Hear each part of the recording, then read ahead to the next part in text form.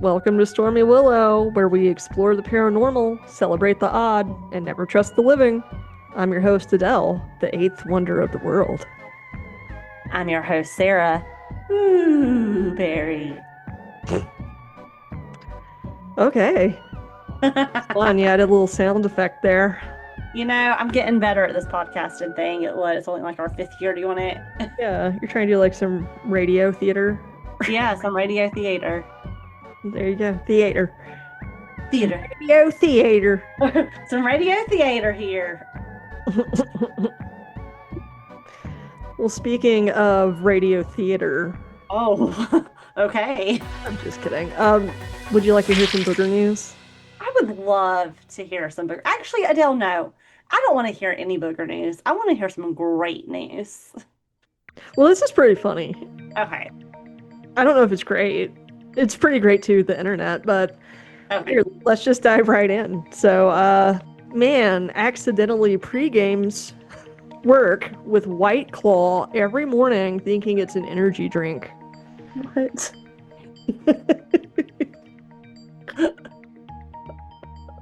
Oops. Imagine passing him in traffic, like It's like, what? I'm just getting my Red Bull on. It's like, having a White Claw.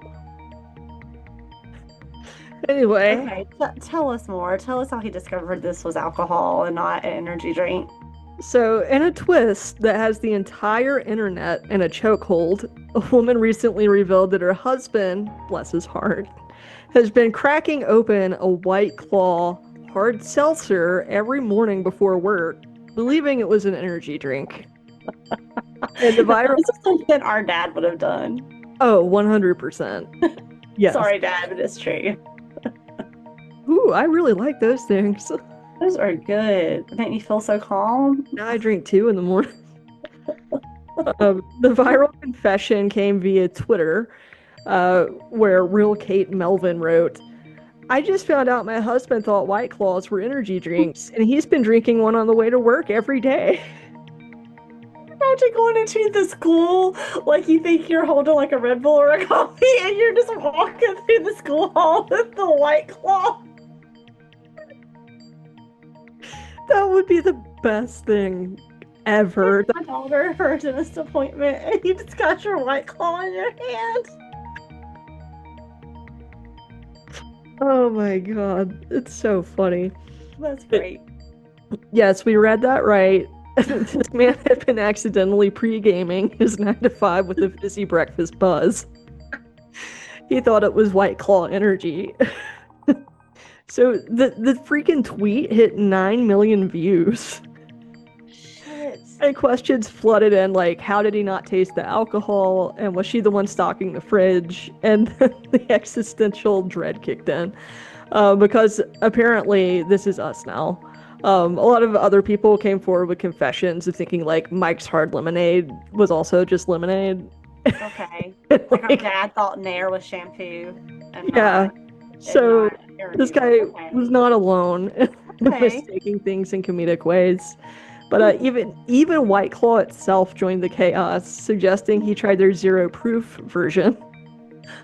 They Quote, should have supplied him with some. right? Quote, we admire his dedication to grab life by the claw, but maybe not before spreadsheets. And one commenter nailed it. So when it relates to the taste, they said White Claw tastes like drinking TV static while someone screams the name of the fruit from another room. Which I totally get that. It's such a hint of a flavor. That's very true. Yeah. But anyway, the haunting takeaway here is know what you're putting in your body. Or don't, because a society's on autopilot at this point anyway. Yeah.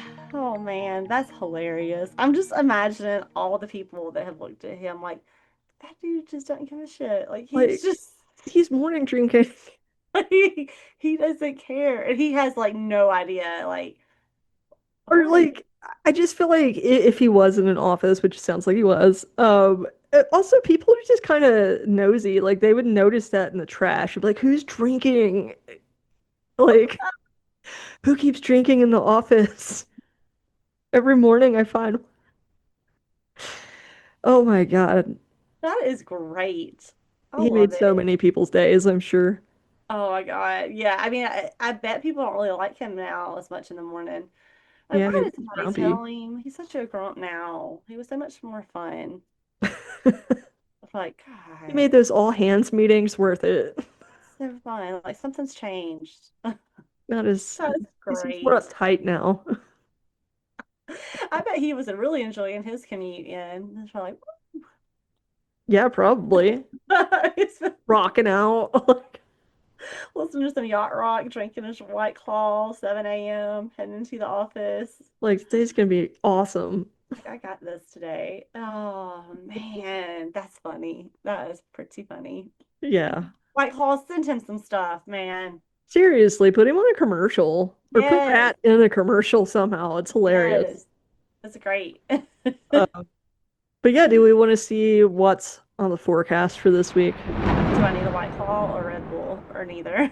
It probably doesn't hurt. It can hurt. Let me go grab my claw. This week's vibe, Mercury's reversing, Leo's reviving, and you're caught somewhere between rising from the ashes and doom scrolling in sunglasses. It's hot, it's loud, and your ex might text. So, Monday, July 21st, quiet before the roar. Weather will be a muted glow. The skies go still as Mercury settles into retrograde. There's nothing major happening today, and that's the point. Let yourself pause. You're not behind, you're buffering. Storm warning, if it feels like you're floating, lean into it. Stillness is movement this week. Tuesday, July 22nd, Leo season begins, so the weather will be radiant. Finally. The sun struts into Leo, dragging a spotlight and some sparkle behind it. Confidence makes a comeback. Drama's not far behind. Storm warning. Everyone wants to be seen. That includes your inner child, your ego, and probably your latest outfit. And then Wednesday, July 23rd, creative whiplash. So it's going to be gusty sparks. The Sagittarius moon plays nice with the Leo sun, pushing you to say yes to adventure. But Mercury retrograde is still jamming signals, so expect tech fails and crossed wires. A brilliant idea may strike. Just don't pitch it over Zoom without backing up your slides and your soul. Thursday, July 24th, retrograde echo chamber. So we have the retrograde fog roll in. Old conversations echo louder today. Mercury is still spinning backward in Leo, digging up ancient voice memos and cringe nostalgia. Avoid X texts, vague Instagrams, and the temptation to just check their page. Friday, July 25th, small wins, big feels. So we're going to have emotional drizzle roll in. No major aspects, but emotional residue lingers. You're trying to act fine, but feelings seep through the cracks in your confidence. If you get weirdly teary over a TikTok, you're not alone. Hydrate and hype yourself. And the weekend outlook. So heat meets haze. Saturday, July 26th, don't force the fire. The Leo sun squares off with Capricorn moon, sparking a tug of war between ambition and emotion. You'll want to shine, but burnout's waiting in the wings. If you're overthinking your Instagram caption, maybe you just need a nap. And Sunday, cooling shift begins. The skies soften, inviting reflection. It's not dramatic, it's necessary. Let the quiet moments in. Storm warning, don't mistake calm for nothing. It's the reset your brain's been begging you for. So, weekly mood index, Monday through Tuesday, I'm back, baby. Wednesday through Thursday, wait, am I? Friday through Saturday, bold outside, mush inside, and Sunday, decompression achieved. And back to you. All right. Are you ready for our story of the week? Yeah, let's hop into the headline Okay. now. Listen, so I chose Lore, um, because Lore did not choose me last time Did we not spun. chose me. It did not choose me, so I was like, I'm gonna take it. So there's so many amazing lures, and I found this one, because I've actually been to this place, and maybe some of our listeners have too, and I want to hear all about it. But today's headline is about the one and only Skull Schulman, the Phantom Showman of Printer's Alley in Nashville, Tennessee. Now, have you Okay. heard of Printer's Alley? No. Okay, have you heard of Schulman? That's hard to say. Skull Schulman. Skull Schulman. Yes. No. Okay. Well, But I have heard of Nashville. all right, all right. We're getting closer. We're getting closer. So, Skull lived loud. He died legendary. And he still runs the show from beyond. Oh boy. Oh, yeah. With a name like Skull, yeah. I'm not. Yeah, like you can't be a loser. Like you have to live up to that name. Mm-hmm. So, welcome to Printer's Alley, Nashville's neon spine. So, in the shadowy heart of downtown Nashville, tucked between two unassuming streets, literally lies a strip that's more sin, jazz, glitter, and ghost stories than anywhere else in the South. And that alley, my friends, is Printer's Alley. So, let's get into it. I've been there twice. Sounds like So fun. it is fun. So Printer's Alley started as a respectable publishing hub, but quickly evolved into something far more fabulous. So by the early 1900s, Printer's Alley housed over a dozen printers and publishers. But when Prohibition hit, the alley whispered, "We're good," and transformed into a wild network of speakeasies, brothels, and jazz lounges, and secret staircases. I love how prohibition leads to also brothels, because why the fuck not, I guess. It's like, is there, okay, challenge. Is there a prohibition story that doesn't include a brothel? I don't think so. Right, I where they can't just like, one. you know what? If we're gonna go down for the booze, we're gonna go down for the boobs too. So here we go. Kind of like a Wings and Eagles. You know, you can't just have one. It's You a got to have a district. Wings and Right. an Eagles. It makes So, and if you don't know Wings and Eagles, they it's were like a huge thing at Myrtle Beach. Like there was literally a Wings and Eagles on every oh, they're corner. they're still there. Are they still there? Oh yeah, All right. Yeah. Well, there you go. they're all Speaking, still speaking of good times, speaking of crabs.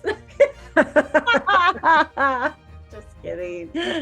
I was talking about hermit crabs, sickos. Mhm. But it's so true. Like it all comes in one, you know. And I feel like jazz too. There's always yeah. jazz involved with it, always. So I mean, so here you are, like this really bustling publishing companies, early 1900s by day, working people just hustling, and then at night they're hustling too. So if anything, like obviously this opened the door for a lot of scandal to be had. And so usually it happened right there in the red light district. And while the newspapers moved on, the nightlife stayed, and Printer's Alley became Nashville's gritty, glittering underworld. So this was just a place where you could hear jazz, you could flirt with drag queens, and you can sip illegal bourbon all before breakfast.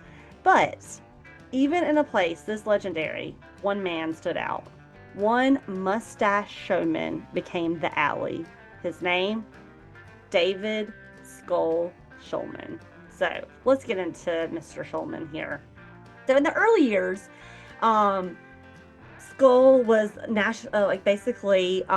he lived right outside of Nashville's old Sulphur Dell ballpark, and so as a kid he was a bat boy for the Nashville Vols, which is pretty cool. You know, I'm thinking like, you know, early 1900s, he's a bat boy. So he would even freeze baseballs for cold weather play in a meat locker, which he famously got trapped in on the 4th of July because so like they would always like make fun of him because he got locked into this like meat locker. And so they always would make fun of him about that. And then later he got the name Skull because he was in a really bad car crash and fractured a part of his skull. And so the baseball team called him the Skull. And so finally no one ever knew him as David anymore and just started calling him Skull. So at first he was like, they would laugh at him about getting locked in the meat locker. And then he got in a bad accident. He becomes Skull. So In 1948, Skull decided, hey, I'm going to open up this opus and I'm going to call it Skull's Rainbow Room. So it's nestled, of course, beneath the historic Southern Turf building, where in Printer's Alley. And so this space pulsed with jazz, burlesque, booze, and pure Nashville grit. And Skull just didn't own it. Like, he curated the entire experience, like, I don't know, a haunted carnival ringmaster. Let me tell you the people that played at the Rainbow Room. Are you ready for this list? Heck yeah. Etta James, Patsy Cline, Bob Dylan, Paul McCartney, Johnny Cash, Andy Griffith, who actually did stand up there, Wow. and who else? Elvis? Your favorite, Elvis Presley, who, fun fact, gave Skull a poodle. Oh, that's really nice. Right. And so the Rainbow Room was part lounge, part den, part burlesque temple, part backstage fever dream. And Skull was always in the spotlight. So even when he wasn't on stage, he could be seen wearing rhinestone jackets, cowboy hats, hee haw overalls. And he always, and I love this about him, Adele, and you are too, he always, since Elvis gave him one, was flanked by dyed poodles on glitter leashes. And so Oh, they said yeah. that he would like dye them like depending on like the season, like he would dye them like Halloween colors or he Christmas colors or whatever. They would always be dyed with like a sparkling leash, always, wherever he was, which I thought was kind of a really cool thing. So, I mean, imagine like Liberace meets the Southern Crypt Keeper. That's his vibe. And Yeah. I dig it. Like it's A such little bit of a carny vibe, a little bit of a corny vibe, one would but more say. like the ring leader, I guess. Right? Meets So Carney. beyond the sparkle, though, Skull was fiercely kind. So he was known for hiring kids from the neighborhood. He fed the performers who couldn't pay him. He gave out cash to the homeless, and he generously was just legendary for all he did. So his poodles, like I said, were dyed, and he claimed to talk to the alley. Even once said they're like, the alley just became his, and he was the alleys, and he made the alley. And people said that if ever the Printer's Alley had a mayor, it would be Skull because he just helped so many businesses and people, and he was like the soul and the heart of this place, right? So on January 21st, 1998, Skull was 80 years old, and he was found inside the Rainbow Room, his throat slit, bludgeoned with a liquor bottle, left to die beside his poodle, Sweetie. Oh, And so the city was absolutely gutted. Tanya Tucker even came to visit him in the ooh, hospital. Tanya Willie Nelson actually appeared on Tucky's. America's Most Wanted to offer cash rewards for his killers. So this is somebody that people know and love, and they're taking this extremely personal. So he did die, unfortunately, and the two drifters were found, and they were later convicted. But after his death, the alley just dimmed. Doors to businesses closed. The Rainbow Room literally sat for 17 years. And so it just, I don't know, it's just like his death just took the life out of that whole place. So in 2015, the encore begins. Skull's Rainbow Room finally reopens with the original glitz restored, with crystal chandeliers, red booths, the original stage, and they even have Skull's personal memorabilia proudly displayed there. And Must with it, cost a lot of money to bring everything. yeah, and with it, the hauntings cranked up. Uh-oh. Well, maybe he's just popping in because it's back. Yeah, yeah. So here are some of the things that started happening like immediately. Cold spots were reported during summer renovations. So they're talking ice cold air in windowless rooms. Empty bar stools found with glasses sitting out, even with no patrons were present. EVP recordings catching the word showtime right before lights flicker on. Unseen hands adjusting a performer's costume backstage. Ah, Oh wow. imagine. That would be crazy. I don't know if I would notice unless it Like, was like very obvious. what if it was like something tight and you're like, oh, Oh, like a a ghost could be girdle, like edgy. like you know the burlesque women, like, Oh oh, yeah. whew, you probably noticed. That's pretty ooh. Yeah. Um, Footsteps on closed floors, and a cowboy hatted figure with a small white dog seen pacing the alley at night, which I Mm. think is so cool. There are also shadow figures in the windows of the upper floors, and a bartender once swore that he saw Skull's reflection appear in the bar mirror, tipped his hat, and then vanished. Wow. I So hope that's true and real. me too. Even in Cool. death, it seems that Skull checks the vibes. So let's talk about the lore of Skull. Nashville's Nashville's ghost here, which I would call him a ghost saint. So he's just not a ghost, right? Like he is lore. I think he's a guardian spirit, an afterlife stage manager who won't let bad energy ruin the show, even in his death. Locals whisper that he and another spirit known as Ice Johnson, who once battled over the bar a long time ago, Ice would bang chairs and move furniture, but Skull would shout at the empty room to cut it out. And so he was haunted by Ice pretty much. And I guess I should say Ice Johnson since Ice has come to mean something completely different. Yeah, So there you go. yeah, I can't just call him Ice. So Ice Johnson literally haunted the bar when Skull was alive.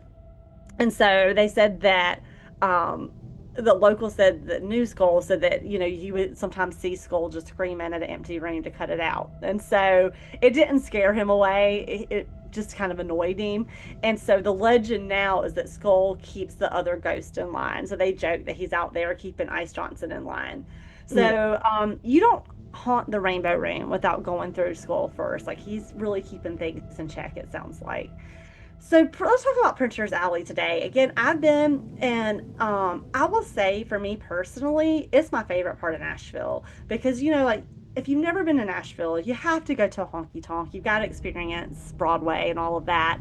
But Printer's Alley really is. It's just tucked away, and it's just this haunted kind of vibe to it. Like it's very cool. Um, but it's just now pretty much a mix of upscale bars with a nostalgic charm and ghost tours, which I need to get in on one of those. Hmm. But if you look closely, you'll see her bones. You will feel the speakeasy doors. You will see the faded paint, the smell of history under fresh lacquer. And many claim that the entire alley is layered with residual hauntings, which I would believe so. They're like ghost of flappers, lost musicians, faint jazz notes echoing after hours. Printer's Alley is just the center of it all, really. And you can feel that. Like, it's just a really cool vibe. I think that you would love it. So, Hmm. if I had to break down Skull's legacy, I would say that Skull, first and foremost, was a showman. I mean, just the vibe of the Rainbow Room was him. He was a community caretaker. I mean, my gosh, like he loved that alley like it was kin. A glam icon. I mean, dyed poodles on a Hmm. Tuesday. He just seemed to be such a vibe.